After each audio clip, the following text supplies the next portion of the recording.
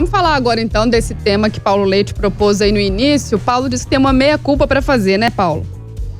Eu gostaria de fazer uma meia-culpa porque aprendi, sofrendo com a vida de jornalista, que quando a gente banca uma informação e se essa informação depois se prova equivocada, a gente deve voltar atrás e fazer uma meia-culpa.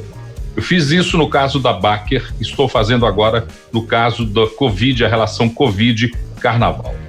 Naquela oportunidade, muitos ouvintes nos questionavam fazer o Carnaval com casos de Covid já no exterior, casos confirmados já. O Lucas Raggio, nosso produtor, fez aí uma linha do tempo que mostra que no dia 30 de janeiro, a OMS já tinha declarado o coronavírus como uma emergência global. Na China, 170 mortes com 7.700 casos confirmados. No dia 31 de janeiro, a Rússia, a Espanha, a Suécia e os Estados Unidos, e o Reino Unido, aliás, confirmavam as primeiras infecções de vírus. No dia 1º de fevereiro, a Austrália, Japão, Singapura, Estados Unidos e Vietnã já tinham sido confirmados. A primeira morte fora da China aconteceu nas Filipinas no dia 2 de fevereiro, portanto, antes do Carnaval. Emergência global, a ONU trata de emergência global e eu estou lendo aqui a relação que o Lucas me passou. Emergência global é um evento extraordinário que constitui um risco para outros países e exige uma resposta internacional. Mas não foi só o Carnaval que aconteceu nesse período, não. Eu levantei outros eventos. Por exemplo, o presidente Jair Bolsonaro comemorou 40 anos da Igreja Internacional da Graça de Deus na Enseada do Botafogo no dia 15 de fevereiro, com 100 mil pessoas, dados da igreja, 100 mil pessoas reunidas. No dia 8 de fevereiro, portanto uma semana antes, o presidente participou de um evento chamado The Sand Brasil, no estádio Mané Garrincha, em Brasília, um evento de missionários. O evento aconteceu em 3 estádios brasileiros, mas em Brasília também a reunião de milhares de pessoas. Tudo isso aconteceu e nós já sabíamos durante o Carnaval e negligenciamos, eu como jornalista negligenciei, tratei de maneira equivocada o tamanho do coronavírus e defendi a realização do Carnaval. Aprendo a cada dia que rever suas posições, entender o mundo é uma questão de dinâmica. Naquela oportunidade deveria ter dado atenção, eu como jornalista, para trazer a informação, eu deveria ter dado atenção aos números da OMS e ao que dizia a OMS. No Carnaval, o continente americano já tinha a contaminação do vírus da Covid-19 nos Estados Unidos. E eu negligenciei. No dia 25 de fevereiro, o último dia de Carnaval oficial, um brasileiro que vinha da Itália, aliás, em São Paulo, teve o seu primeiro caso confirmado de Covid-19. Faço aqui uma penitência em nome da informação, um meia-culpa em nome da informação, um meia-culpa para tentar corrigir um equívoco que cometi quando defendi a realização do Carnaval naquele período. Tivesse eu perdido um pouco mais de tempo, dado uma atenção maior aos números e aos alertas que já corriam pelo mundo, talvez não tivesse defendido a realização do Carnaval. Errei, alguns ouvintes me questionaram e eu questionei a informação deles, usei o argumento de que o Carnaval era, naquele momento, um evento que trazia lucro, dinheiro para a cidade e esqueci de ver o outro lado, que era o lado da saúde pública que estava sendo colocado em risco. Por isso, para fazer esse meia-culpa, eu busquei todas as informações possíveis e peço perdão àqueles com quem eu confrontei com uma opinião minha equivocada. Estou falando em meu nome, uma opinião minha equivocada. Espero que aqueles que confrontei de maneira equivocada me desculpem e aprendo a cada dia a fazer o jornalismo que já pratico há mais de 40 anos. Mas como sei que aprendizado é contínuo, espero continuar aprendendo até o dia em que eu não puder mais fazer o que eu faço. Paulo, eu acho muito interessante a gente levantar essa questão. A gente recebeu mesmo, vários questionamentos, a gente recebe até hoje sobre essa realização do Carnaval, a gente levantando desse tema porque uma investigação apontou que a primeira morte por coronavírus no Brasil ocorreu em janeiro, Foi uma mulher de 75 anos que morreu aqui em Minas, isso no dia 23 de janeiro. E não seria, então, o primeiro caso, aquele confirmado de São Paulo, que foi no dia 25 de fevereiro, que seria a terça-feira de Carnaval, o fim do Carnaval, E esse assunto, ele foi debatido, pelos ministérios do Turismo, da Saúde, à época do Carnaval. E eu também tive essa posição de defender o acontecimento do carnaval, porque até então a gente tinha como informação oficial que o Brasil não registrava nenhum caso. Eu entendo seu posicionamento, respeito a sua opinião, mas eu acho que a gente tem que levantar algumas questões, até porque eu acho que esse é o momento da gente aprender para lidar com situações parecidas no futuro. E aí eu também fiz alguns levantamentos para a gente entender, porque eu acho assim, né? Comparando com outros países também, ninguém tinha feito cancelamentos desse porte, nenhum outro país do mundo. Os eventos de futebol estavam acontecendo, eventos religiosos, não só o carnaval. A gente sabe que o carnaval ele aglomera muita gente, mas outros eventos também. A minha preocupação é o seguinte, será que era mesmo o momento de cancelar? E eu fiquei com uma dúvida, que a gente vai correr atrás dessa informação, que foi pelo seguinte, o Ministério da Saúde disse agora que fez aí uma investigação, né, um tempo atrás, para poder registrar aí, investigar outros casos de mortes no Brasil para saber realmente quando foi esse primeiro caso de coronavírus. E o Ministério da Saúde defendeu a realização do carnaval à época, quando a gente estava se aproximando da data, e disse que poderia acontecer porque a gente não tinha nenhum caso registrado. O ministro da Saúde, o Henrique Mandetta, fez recomendações aos foliões para lavarem as mãos, para respeitar as questões de higiene, né, protocolo de tosse, de espirro durante a folia, mas disse que sim, poderia se acontecer o evento justamente porque a gente não tinha esse caso registrado. Aí a minha primeira dúvida é, a gente tinha capacidade técnica para fazer testes à época? Porque se eles defenderam que a gente não tinha nenhum caso confirmado, eu acredito que a gente tinha que estar apto para poder fazer essa testagem em pessoas que vieram de fora, principalmente. Eles não divulgaram ainda se essa mulher que morreu aqui em Minas Gerais, se ela tinha histórico de viagem. Mas a pessoa de São Paulo tinha. Então já havia ali um possível caso suspeito mesmo antes do carnaval.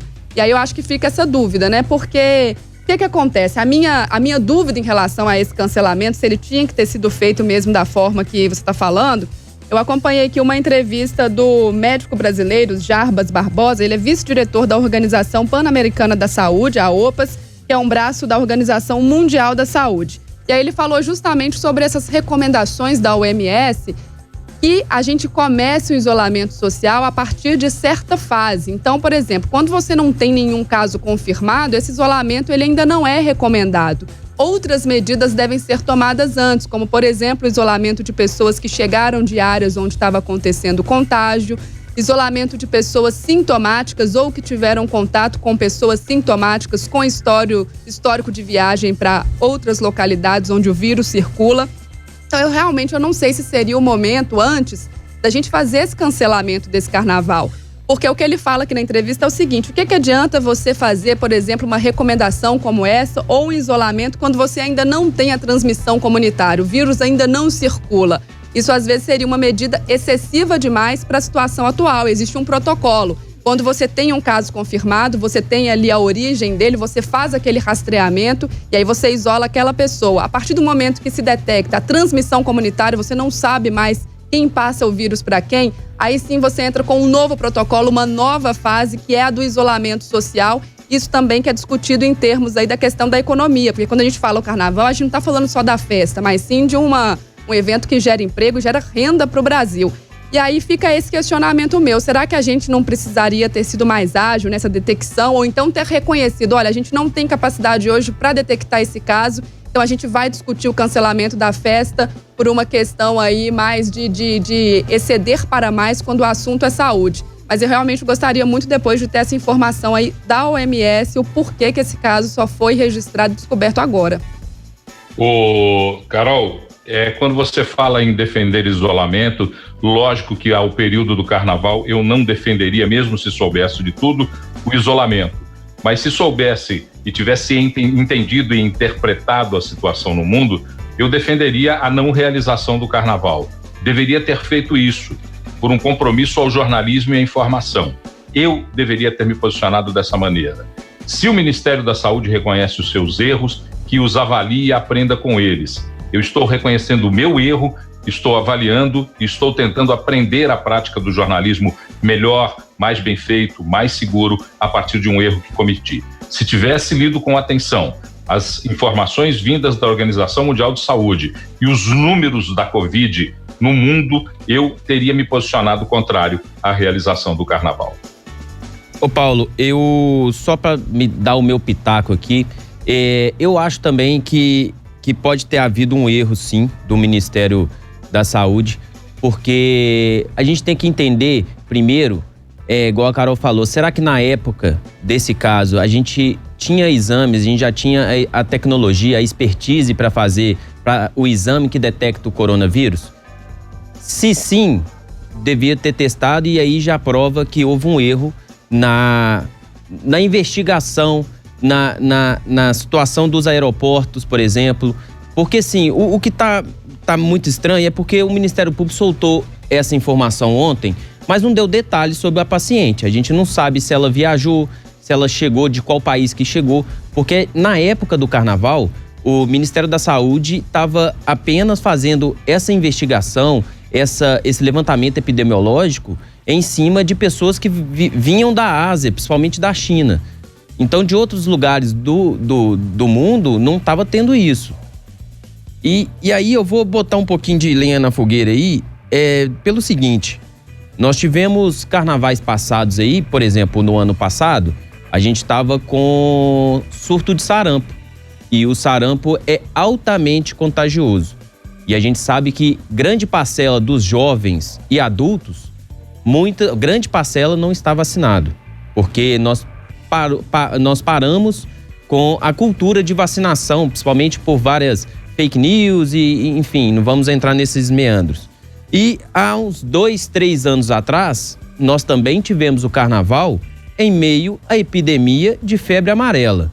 Então, se há um erro, eu acho que esse erro já vem há anos, porque nós também estamos falando de outras doenças que matam, outras doenças sérias.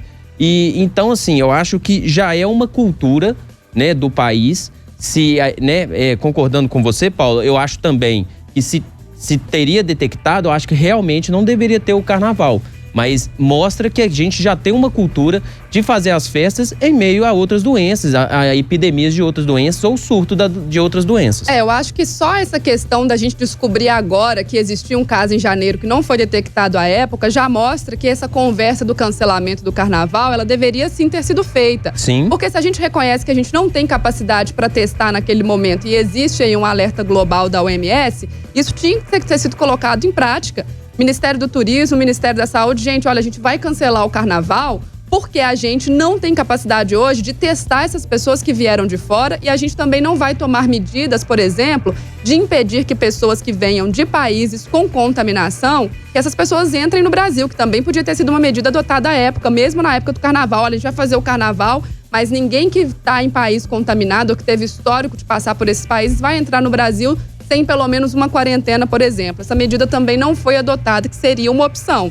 Mas então eu acho assim, a gente tem que reconhecer que deveria sim ter sido feito, não só o cancelamento de carnaval não, mas o cancelamento de outros grandes eventos de aglomeração. Agora, o Ministério também deveria ter sido mais transparente nessa questão. Sim. Por que a gente só descobriu agora? A gente não tinha essa capacidade para testar antes? Porque se a gente tinha lá um paciente internado que veio da Itália, essa mulher de Minas com sintomas, se a gente não consegue testar, então pelo bem da população, cancela tudo. Porque aí, mais uma vez, é aquele pensamento que a gente tem que pensar primeiro na saúde ali, em salvar vidas, e depois na economia. Mas a gente aqui também, o que a gente tinha como informação segura do Ministério da Saúde era que a gente não tinha casos até então.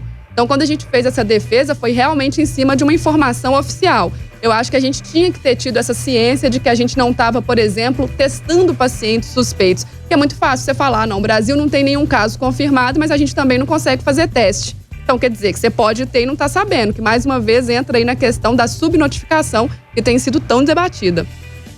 Carolzinha, eu não quero mais ficar alongando o debate, cada um já pôs a sua opinião.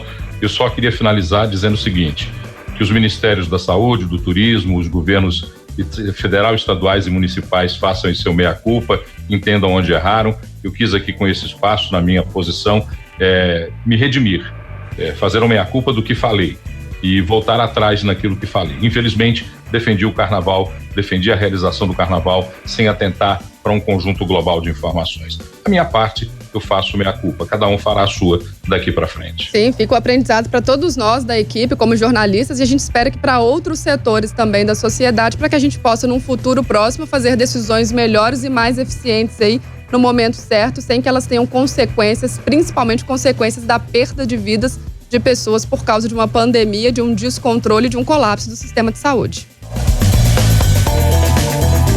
muita gente participando aqui, viu, Carol? Muita gente falando que na época do carnaval a nossa preocupação era outra, como os trio elétricos e também a chuva. Essa é a opinião do Guilherme de Betim. Um outro aqui que teve um... Aqui, ó, o Bruno também falando, o mundo aqui é muito dinâmico. Na época do carnaval, o nosso medo era em relação às chuvas. Então, realmente, a gente, na época do carnaval, o coronavírus, a gente falava da questão na China.